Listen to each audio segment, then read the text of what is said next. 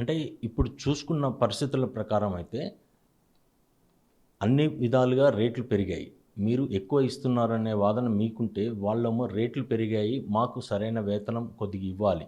అంటే మీరు ఎంతసేపటికి వాళ్ళకి వేతనాలు ఇవ్వను అనే ఈ కోణంలోనే ఆలోచిస్తున్నారు తప్ప, వాళ్ళ గురించి ఆలోచిస్తున్నారని వాళ్ళు అనుకోవట్లేదు.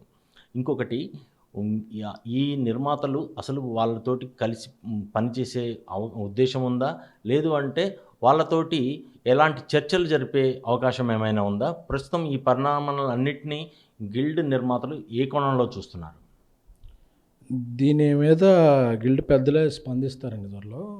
బట్ నాకు అందిన సమాచారం అయితే షూటింగ్లు ఆపేసి చర్చలంటే ఏ నిర్మాత సిద్ధంగా లేరండి. ఎందుకంటే ఒక షూటింగ్ జరుగుతుంటే అది ఓకే, కానీ షూటింగ్లు ఆపేసి మేము ఆపేస్తాం ఎవరెలా పోయినా అంటే షూటింగ్ ఆపేయడం అంటే ఒక నిర్మాత యొక్క ప్రయోజనాలను దెబ్బతీయడమే.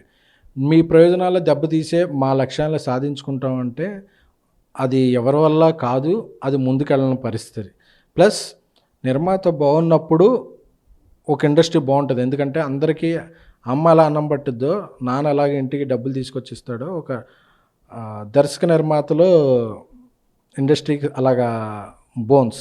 సో ఒక నిర్మాతే లేనప్పుడు, ఎవరి క్రియేటివ్కి ఫండింగ్ అనేది లేనప్పుడు అది ఏది ఉండదు.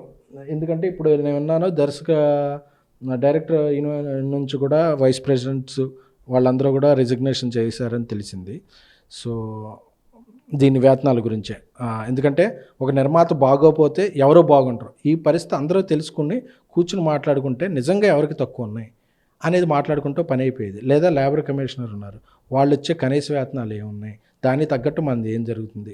అంతేకాని ఇక్కడ రూల్స్ అండ్ రెగ్యులేషన్, రాజ్యాంగమే మన 10 సార్లు 20 సార్లు రాజ్యాంగాన్ని సవరించారండి.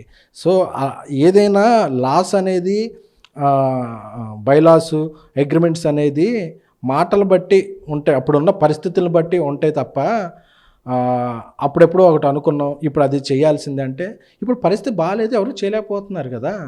ఇప్పుడు బిజినెస్ ఉంటే అసలు ఎందుకు, ఇప్పుడు ఎవరికైనా నిర్మాతలు పిచ్చా, చక్క బిజినెస్ ఉంటే ఈ సినిమాలు ఆపుకొని షూటింగ్ నష్టపోకుంటారా? లేదుగా, రెండు బాబు ఎంతో కొంత తీసుకుని చేసేయండి అనే చెప్తారు కదా. పరిస్థితి లేకే కదా ఈరోజు